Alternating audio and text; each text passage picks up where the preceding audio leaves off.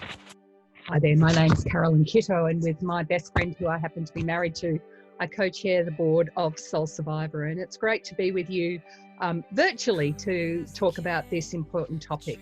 I'm just going to share my screen and then we will be on and we will move on with this topic.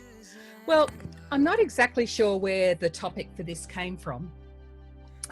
But it reminded me of a book written by Dr. Seuss, and it's a book that we used to give to people before they went off on mission trips. And the book is called Oh, the Places You Will Go. And in this book, it starts off and it goes in typical Dr. Seuss style. Congratulations, today is your day. You're off to great places. You're off and away. You've got brains in your head and feet in your shoes. You can steer yourself any direction you choose. Oh, the places you will go. And it talks about the various places you'll go and how wonderful it will be. And then it says, except when you don't, because sometimes you won't. And I'm sorry to say, but sadly it's true, that bang-ups and hang-ups can happen to you. You can get all hung up on a prickly perch and your gang will fly on and you'll be left in a lurch. You'll come down from the lurch with an unpleasant bump, and the chances are then you'll be in a slump. And when you're in a slump, you're not in for much fun. Unslumping yourself is not easily done. So this is about how do you unslump yourself. The Bible kind of puts this in another kind of way in Ecclesiastes, some of the wisdom literature, Ecclesiastes chapter 3, verses 1 to 8, talk about that there's a time for everything. And I'm just going to highlight two verses, a right time to cry and another to laugh, a right time to lament and another to cheer. And there's a time to be slumped and there's a time to be unslumped. Now, before we move on to talking about how we unslump ourselves, I just want to introduce you to two kinds of being in a slump. Now, being in a slump has these kinds of characteristics. Your mood might be low, you just don't feel good about yourself, you think everything's terrible. You might lose your appetite, or you might start binge eating, lots of chocolate. You might have sleep disturbances. You might be waking up at 3:30 in the morning and not being able to get back to sleep. You're agitated, you snap at people, you're tired all the time, and you have difficulty concentrating. They're the kinds of signs of being in a slump, and we talk about it as being depression. But there's two different sorts of depression it's important to know about before we talk about unslumping ourselves. The first is called endogenous depression, and it's a form of illness. It can grow from the second type we're going to talk about, which is exogenous or organic depression. But there's a physiological basis to it. Something changes in your body, in the way in which your nerves and your brain work, and you end up with a form of depression. And very often it will require support from a professional to get over it. This workshop is not about endogenous depression. It's about the second type of depression, which is exogenous or organic depression. It can look and feel very much the same. The difference is that you get your symptoms for exogenous or organic depression after something has happened in your life. COVID-19 is a good example. Somebody dies, a pet dies, you fail exams, you lose your job, you break up with a boyfriend or a girlfriend, you fail exams at school.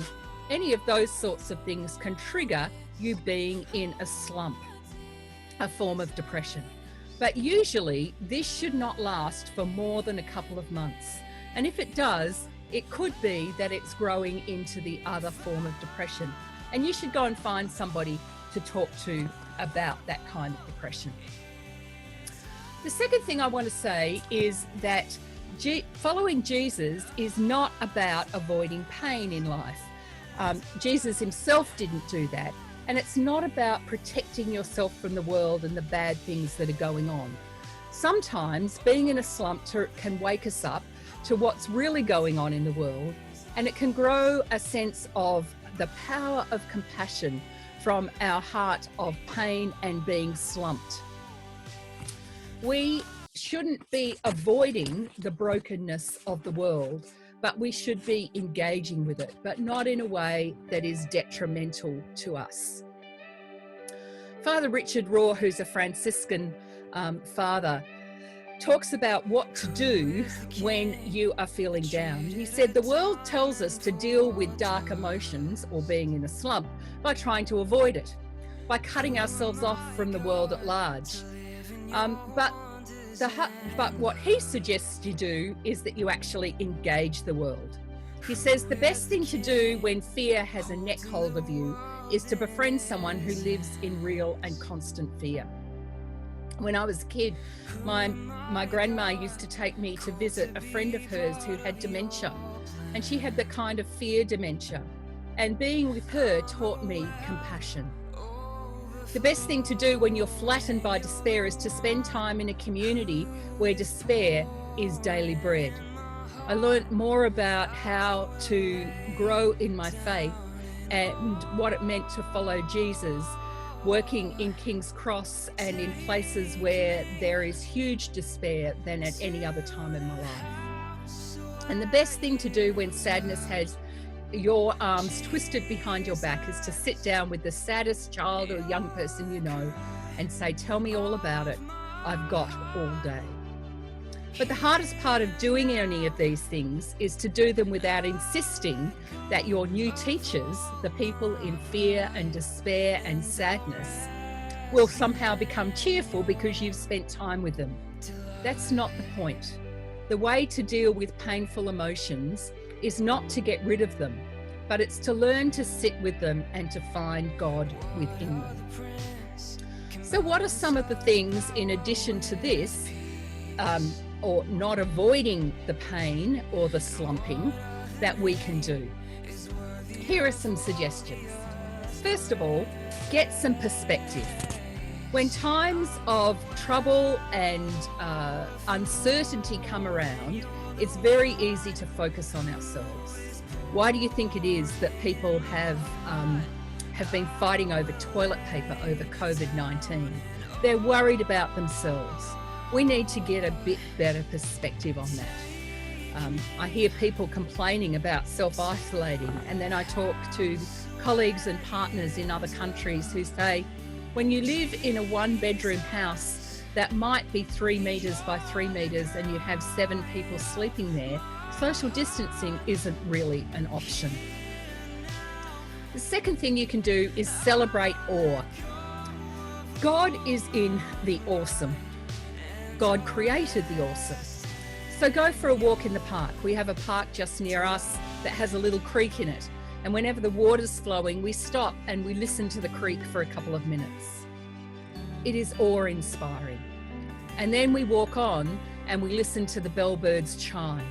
And somehow the world seems to be better. It might be a piece of music, the smell of the beach, the sound of the waves, or a cake cooking in the oven. Whatever it is, find your awe and celebrate it regularly. The third thing you need to do is learn to forgive. Sometimes we're slumped because something has gone wrong in our relationships with other people. Step 1 to forgiving is to learn to forgive yourself, and step 2 is to forgive the other person even if you think you are right. Number 4, and we've already talked about this, find a way of being with other people to take yourself out of your introspection. And the final thing is, the usual way for the world is to worry, to be anxious. We worry about what we might lose. We worry about what we don't have. We're pressured, we're harried. And that in turn leads to fear and a determination to hold on to what we've got rather than to give it over.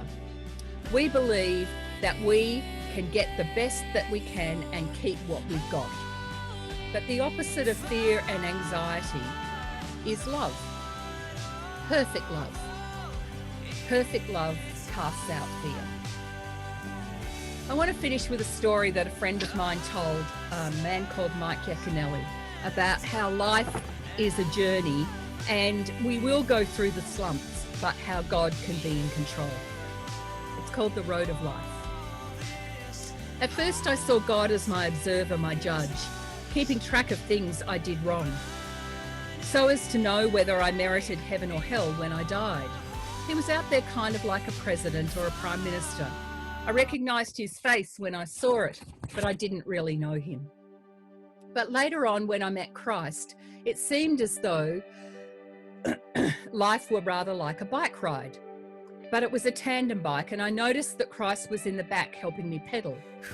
I don't know just when it was that he suggested we change places, but life has not been the same since. When I had control, I knew the way. It was rather boring, but predictable, the shortest distance between 2 points. But when he took the lead, he knew delightful long cuts, up mountains and through rocky places at breakneck speeds. It was all I could do to hang on. Even though it looked like madness, he said, pedal. I was worried and I was anxious, and I said, where are you taking me? He laughed and didn't answer, and I started to learn to trust. I forgot my boring life and entered into the adventure. And when I said I'm scared, he'd lean back and touch my hand. I gained love, peace, acceptance, and joy. Gifts to take on my journey, my Lord's and mine. And we were off again. He said, give away the gifts. They're extra baggage, too much weight. And so I did to the people I met, and I found that in giving I received, and still our burden was light. I did not trust him at first in control of my life. I thought he'd wreck it, but he knows bike secrets and knows how to make it bend to take sharp corners and how to jump to clear high rocks, knows how to fly to shorten scary passages. And I am now learning to shut up and pedal in the strangest places. I'm beginning to enjoy the view and the cool breeze on my face with my constant companion, Jesus. And when I'm sure I just can't do it anymore, he just smiles and says, pedal. The secret to unslumping yourself?